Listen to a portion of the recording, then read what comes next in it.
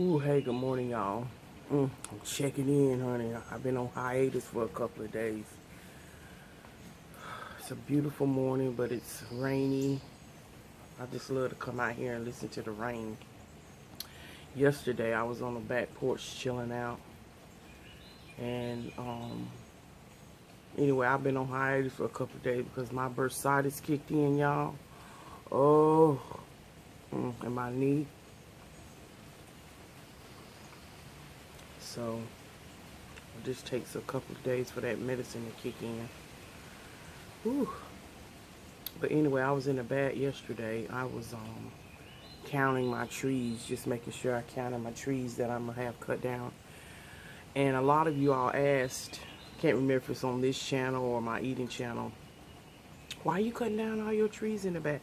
Well, I have an investment to protect y'all, and even though the maple trees and the oak trees, I'm gonna keep them. There's like 5 of those actually in the back. I got a big backyard. I don't know if y'all can tell on camera, but pretty big. It's long and it's deep. But anyway, I've got, and I'm actually thinking about cutting these 2 maples right over here on the side of the house. It's close to the roof line, hanging over. And my lawn care service, they don't just do lawn care, they also do tree service and bushes and hedges and all that. So it's not just grass. And he said that these trees are aging, and the more bigger they get, the more it's going to cost to remove them when they start to lean. And when I'm in my living room sometime watching TV, y'all know I've got that half moon all the way at the top of my cathedral ceilings. And I'll be sitting there and I'll be seeing them pine trees, they be swaying. And so if they ever fall, they would fall on my house. Even though they've been there for, because this house was built in 2005. So they cut all these trees because this was nothing but farmland out here. Just nothing but just land with trees. And that was my prayer, is that I wanted a house that already had established trees and greenery and all that. I just didn't want to move somewhere where it was just bare. But anyway, but I have to be wise and I have to be smart. And even though nothing has happened, I just feel comfortable. And there are actually 12 more pine trees, and they're tall and skinny, so they blend in. But yesterday, I went and walked my property yesterday, and I was just praying and everything, just talking to the Lord. And I thought, yeah, they're coming down this summer. And I'm going to put some Japanese, cherry blossoms, Japanese cherry blossoms. I'm going to put 2 in the back, closest to the house where the little bed is, where the pine trees are coming out. And I think I'm going to put one on this end of the house.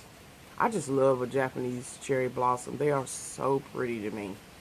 I'm hoping and praying that they will survive. They can be grown in my soil.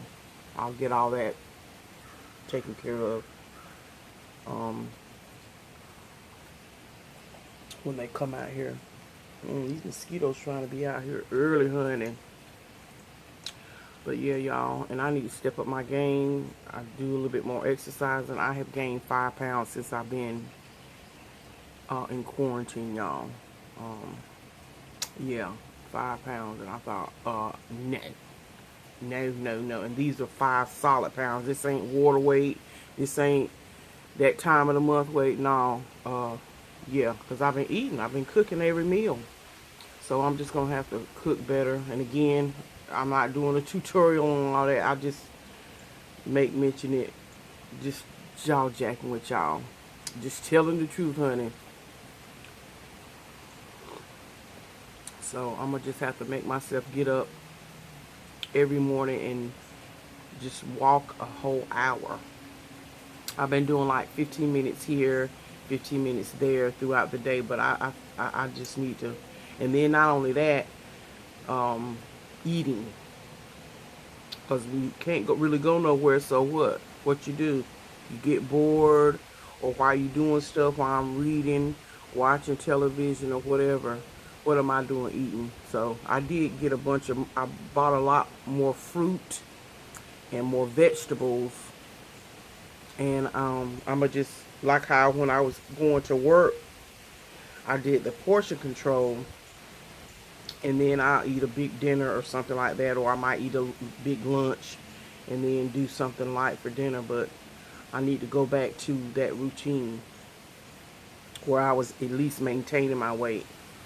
I get nervous, honey, when it start inching up, and so you'll be able to tell it right here in my face. Yeah, but anyway, the key is I recognize it, and I'm gonna stop it, and I'm gonna do my best to stop it. Now today I gotta take for me some bratwurst, onions, and some fries. So because I've already pulled that out, I'm gonna do that. But throughout the day, I'm gonna go back to eating my fruits, my tuna fish packets.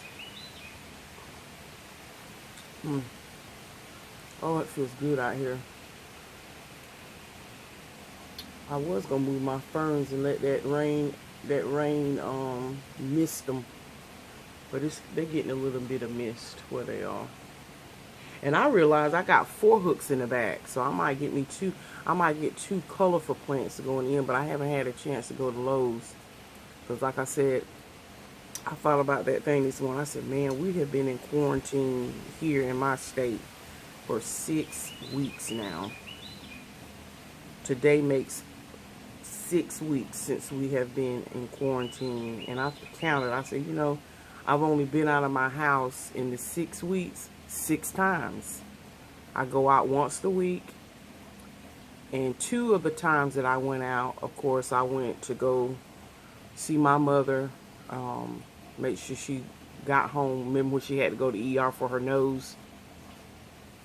Of course, we had to go check on Mama to make sure she, got home, because Tansy took her to the ER, because Tansy happened to have, was over there, and so Tansy was able to get her to ER, but me and Tony, we went to her house and made sure she was tucked in and settled.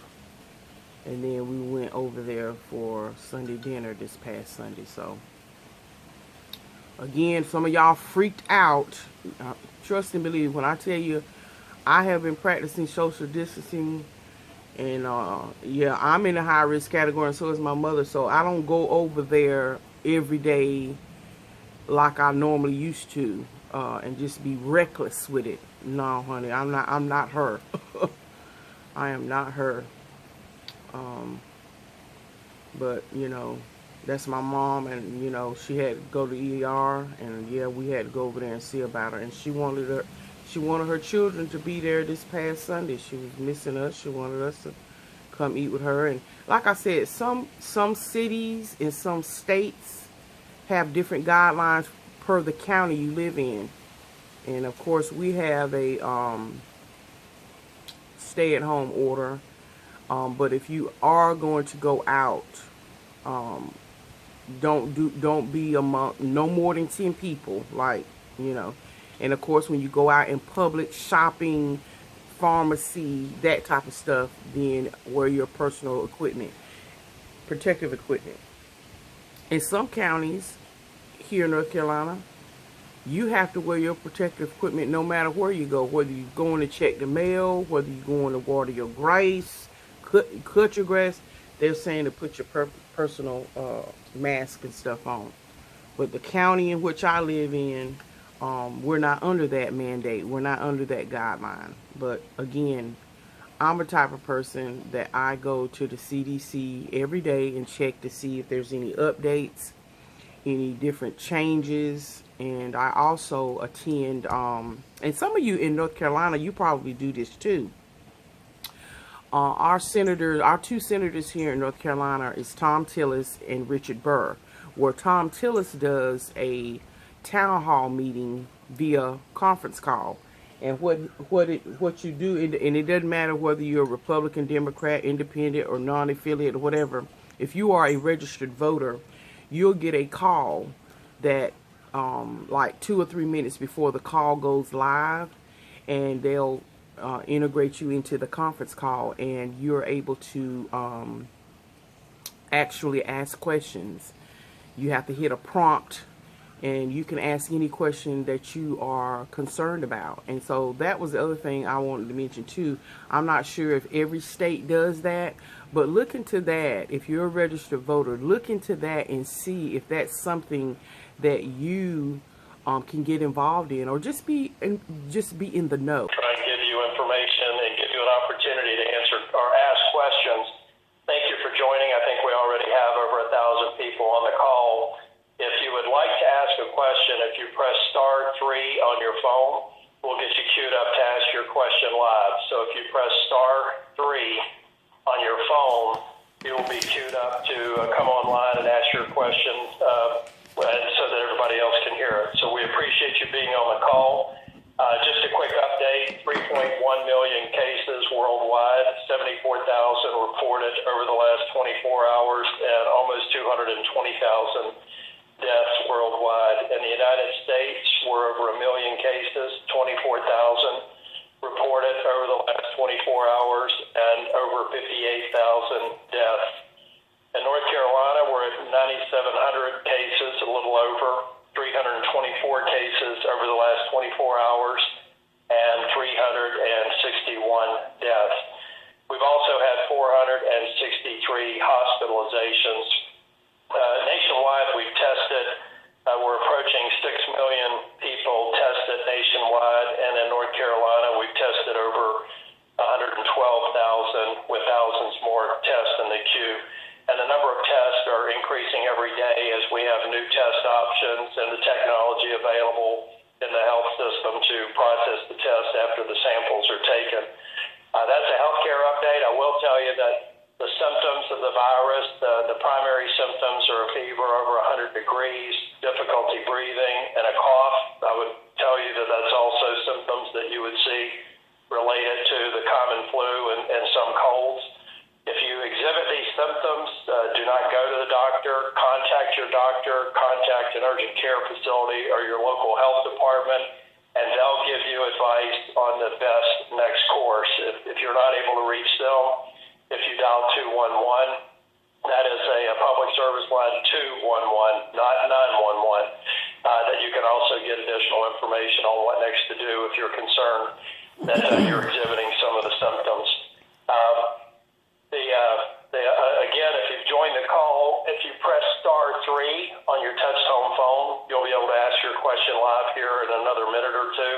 We're also broadcasting this online. We've had questions submitted that we're going to get to, and as soon as we have callers who are actively on the call that would like to ask a question by pressing *3, we will go directly to your questions. The goal of this conference call is not to have y'all hear me talk, but to have me answer your questions. So we appreciate you being online, and we'll get to as many questions as possible. If we don't get to your question, we will respond back to you if you stay on the line during the town hall, which will go for about 45 or 50 minutes, and you can leave a voicemail, and we'll get back to you. You can also go to my website at tillis.senate.gov. I spell my last name Tillis. So tillis.senate.gov, and you can post a question there, or you can get on our newsletter, and we give you updates on virtually a daily basis now. We certainly are updating our website daily to give you all the information you may need. So I gave you an update on the healthcare response, on the economic stabilization package, the CARES Act that we passed out several weeks ago out of Congress.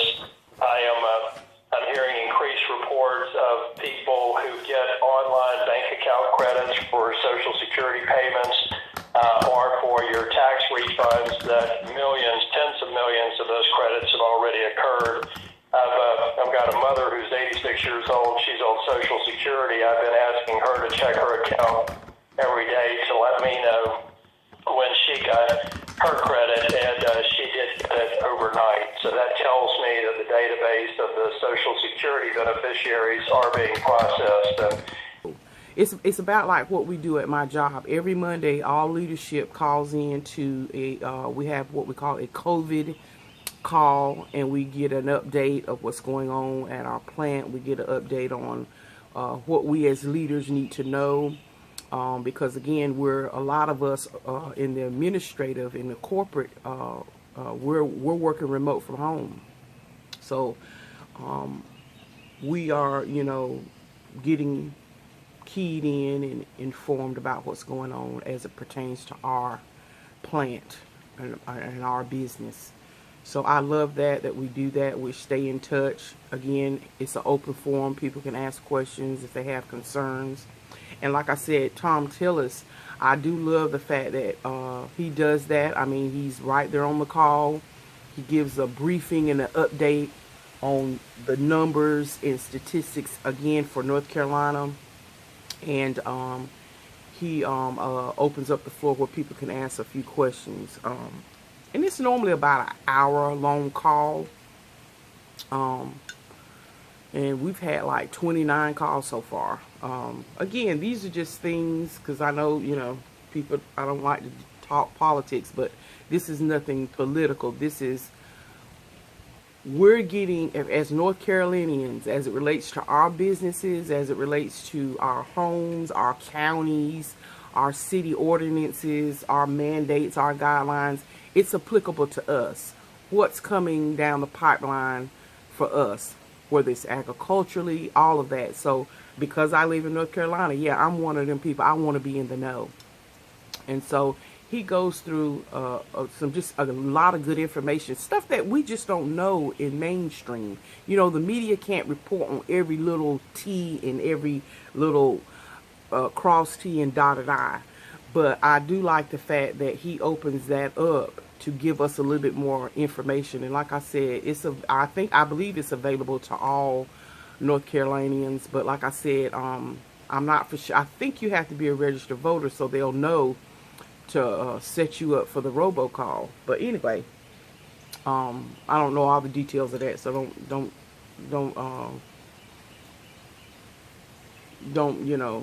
earmark me on that. But you can go on the North Carolina website for Tom Tillis, and find out how do you sign up to get put on the list so that you will automatically be called when we get ready to go into the live conference call. But anyway, it was just good information.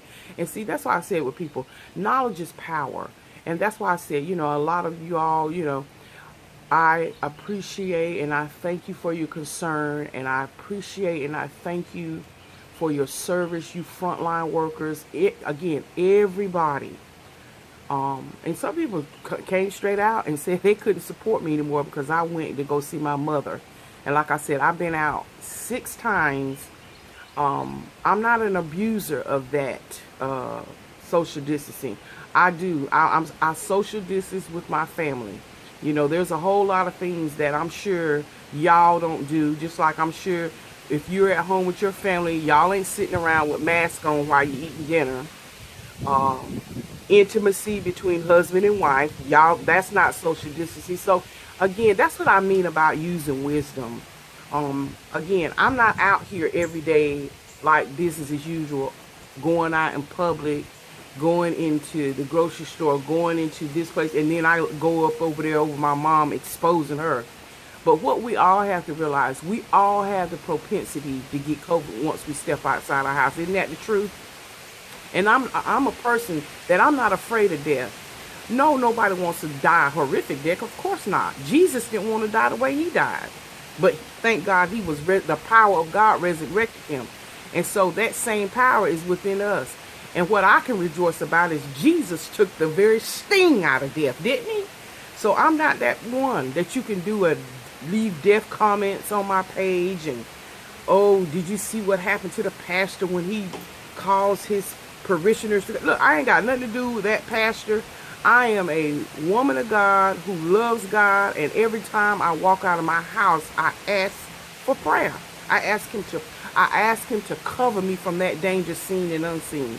And I pray for you all, and I pray that you do that. It's just like when a nurse or a doctor or a healthcare professional or any of us that are in those hazard jobs, that we're exposing ourselves to COVID because that's our profession, to heal, to take care of, to treat perhaps people with COVID. When you go home to your family, it's not your intention that you get your family sick, but it happens.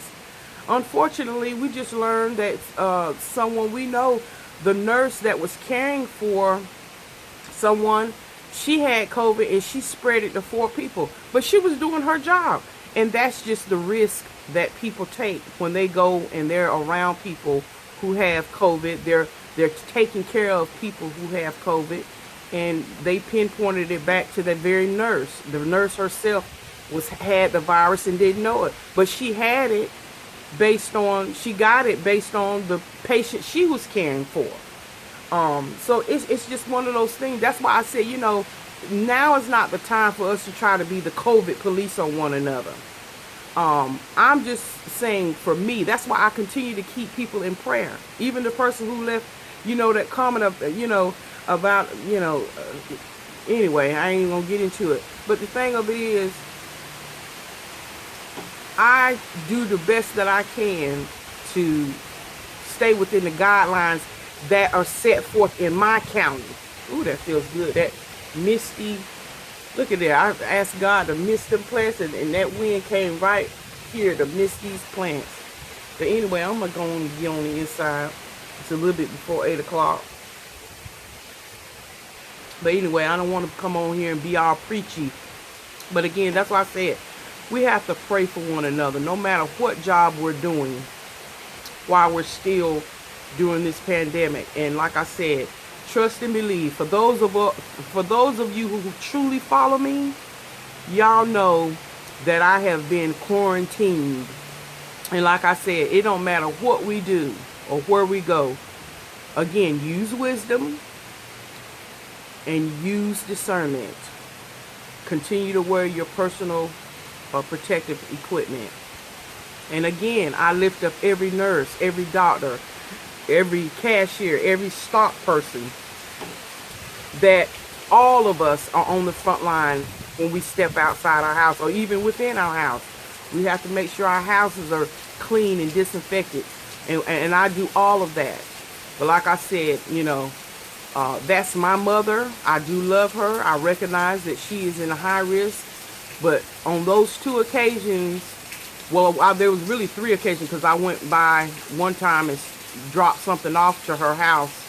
And then we immediately came outside and sat outside and talked for about 10 minutes. And then I was gone because I had to drop something off to her during my lunch break. But other than that, I'm not around my mama like that. And again, as far as I know, I don't have it. Have never had it. And neither does she. And I would never put my mother in harm's way. But do know this. Any of us at any given point can catch it. That's why I pray over myself. That's why I ask God again, keep me, Father, keep me. And God knows I would not do anything. Just like you nurses, when you go out and you're servicing people that have COVID and you're working around, it is never your intention to give your family members that disease. But there's a propensity. That's why I'm sure for you nurses who go out and you come home, I know some nurses say that they have to strip down right in their doorway or go to their laundry room if they've got a laundry room, and don't even come in contact with their families. Or they'll get undressed in the car, put their stuff in a bag, and walk it into the laundry room before they even hug their children or their husbands when they get home from being in those hazard jobs that have exposed them all day. And just like with nursing, there's so much going on. They're in there together, but they've got on their personal equipment, but they're not 6 feet apart because they can't be, because of what they have to do when they're treating patients. So anyway, like I said, and, you know, I pray for my brother. My brother, his wife is a nurse, so you know, I know all these things, and so we communicate. We check on one another to make sure everybody's doing good. Matter of fact, I need to call them and see how they're doing. It's been about a week or so, but like I said, you know, let's just pray for one another. We don't need to be trying to poke and compare who's the best quarantiner. I mean, you know, I make sure I'm using wisdom when I walk up out these doors. Trust and believe me. But like I said, this ain't the time to see, oh, I'm a better quarantiner than you, and you know, we are the only people that are allowed to be out and all this other kind of stuff. I'm not reckless. I'm not reckless. I'm just not her. I'm not reckless with it. But I understand if you all feel like I broke some kind of government. Like I said, that's why I call in to those, or actually they call me and I tune in to the town hall meeting, because I am following the guidelines that are applicable to me in my city, in my county, in my state.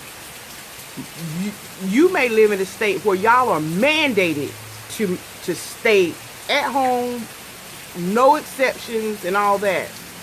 The county I live in, we're not under that mandate. Now we do have guidelines, and if we have to find ourselves outside the guidelines, practice the PPE. Practice that as a line of defense. And that's simple as that. But like I said, I thought about that thing. I said, wow, it's been 6 weeks, you know. But anyway, I just tell the Lord thank you. Within this 6 weeks that he has strengthened me. He's encouraged my heart. And thank you, Lord. If it's another 6 weeks that we're home, excuse me, guess what, y'all? I hope I don't gain on my weight. That's my prayer. That's what I'm going to be working on. But anyway, I love y'all so much. And for those of y'all who are still hanging in there and sticking around, God bless you. I love you. And for those of you who are not, I love you. God bless you. And have a blessed life. That's all I can say. I mean, I can't live my life to please everybody. But I share my life. I'm being as authentic and as transparent as I know how to be. And I share a lot, I think, even though you only see a small percentage. But I share a lot. And like I said, baby, I'm not perfect. Oh, my God. If some of y'all turn on the camera to show us what you do, okay. See, God gave me thick skin to be able to endure through this, because he has a calling on my life. So like I said, if you can't handle me, you can't deal with me, you don't agree with something, just don't even watch. You don't have to leave a comment saying you leaving. That's fine. I still love you just the same, because you're my brother and or my sister.